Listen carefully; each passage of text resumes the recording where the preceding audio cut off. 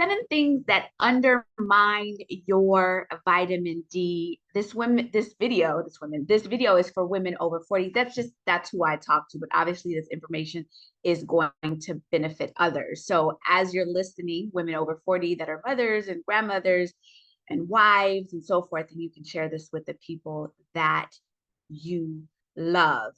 If you're wondering what is affecting your vitamin D, I am going to tell you. Vitamin D is critical to human health. It affects so many cells in our body. It affects our immune system, our hair, our mood, our gut, and so much more. It is an easy deficiency to have and also an easy deficiency not to have. And it can make a world of difference in how you feel. So I want to make sure that you are empowered to know how important vitamin D is. I've been studying vitamin D for a long time, and I just realized there's so much that people don't know about it. And I'm on a mission to make sure that you know about it and that you are making sure that you get enough. I am Robin-Nutritionist, and that is my lot in life, is to share with you information that will help you build and repair your body. And I primarily speak to women in midlife that are going through the pause phase, which is perimenopause, menopause, and beyond. Okay, let's get into it. 7 things that are undermining your vitamin D level. Number 1 is where you live. There are certain states that, in parts of the country, but I'm talking about the US, certain states that just don't get a lot of sun, and vitamin D, that's where it comes from. There are the sun. So let me give you a list of states that do not get a lot of sun all the time and where you could even be more deficient if you live in these states. But just know that a huge part of the population are deficient. So let me tell you which state. So if you're in a state, then you know, like, oh my goodness, I really need to pay attention to this. And I'm also going to tell you the states that get the most sun. So if you are in Alaska, Washington State, and I'm not naming all the states, but I'm just giving you the ones that don't get the most amount of sun. So if you're in Connecticut, if you are in Maine, Massachusetts, New Hampshire, Rhode Island, Delaware, Vermont, New Jersey, New York, Pennsylvania, Maryland, that's where I am, DC, North Virginia, and if you're in Mississippi, the people of Mississippi are the most deficient. So Mississippians are the most deficient population. And it's not even because they're not getting some sun, but it's because of eating habits and health, the way the healthcare system is there. But if you are from Mississippi, you are more likely than Mississippi has the most vitamin D deficient people. And then also Illinois tops the list of the most deficient people in the country. But the list that I mentioned before is the states that get the least amount of sun. Therefore, the people are deficient a lot. And then if you are in these states that I'm going to mention, then you get a lot of sun. Now, whether you're in the sun is another story, but Arizona, California, Texas, Florida, Nevada, Colorado, Oklahoma, Kansas, Utah, New Mexico, you are in the states that get some sun, so get you some. All right. So number 1 about the deficiency is where you live.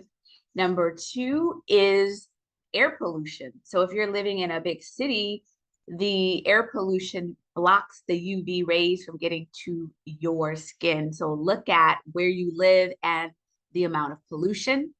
Number 3 is if you wear sunscreen, and a lot of times people are going outside with sunscreen, and that protects your skin in some ways, but then blocks the vitamin D from you. Number 4 is your skin color. So if you have melanated skin is beautiful for so many reasons, but it also blocks the effectiveness of vitamin D getting into your body. So melanated skin, or if you have darker skin, that is one of the reasons why your vitamin D is being undermined. Also, your age. As we age, our bodies just become less effective in doing the things that it used to do. And that's one of the reasons. Also, your weight.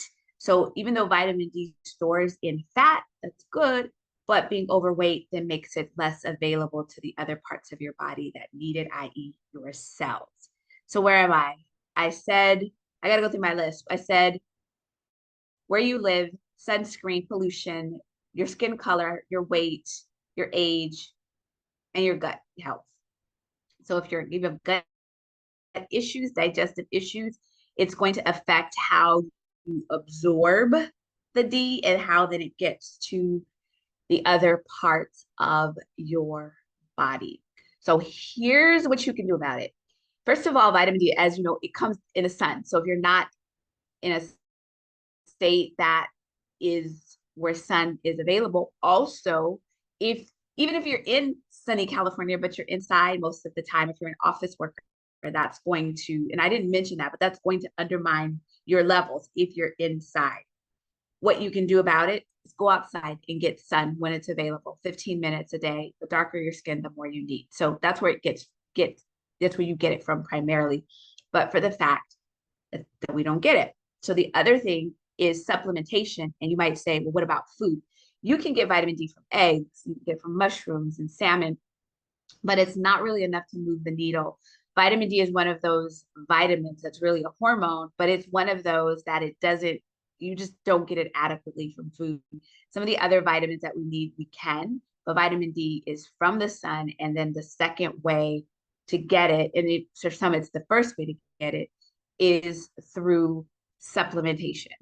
That is what most of us have to do to get our vitamin D levels up to par. You might be asking the question, how much should I take and what's my optimum dosage? I did a video about that, and I think it'll share with you the link so that you can understand that. So supplementation usually is where it is.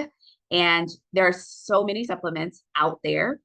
Necessary Nutrition, which is my company, we have had a vitamin D supplement for 16 years. And I'm going to tell you, we'd love to be your supplier of vitamin D. You can find the information in the down bar.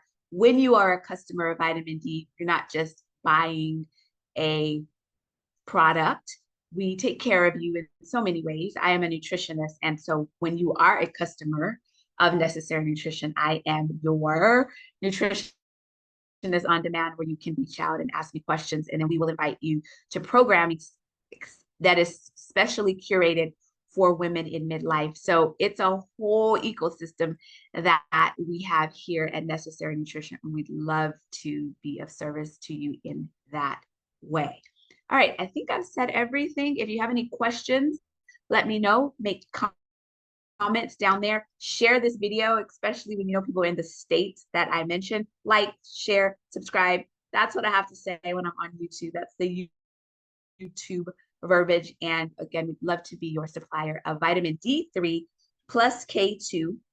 If you're over 40, K2 is very, very useful for us to help the calcium that's in our blood, dietary calcium, not calcium supplements, dietary calcium, get into our bones and away from our arteries and places that it doesn't belong. So K2 helps the vitamin D work better. It helps to strengthen our bones and also our heart. So if you're taking vitamin D right now without K2, you may be doing yourself a disservice. So look into that.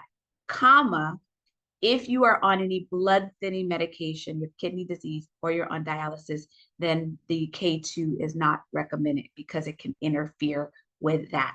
In that case, you'll just take the vitamin D, Necessary Nutrition vitamin D, without the K. All right, so that's all I'm going to say about that. Peace and blessings. Eat well, think well, and be well. This is Robin from Necessary Nutrition. Until we meet again.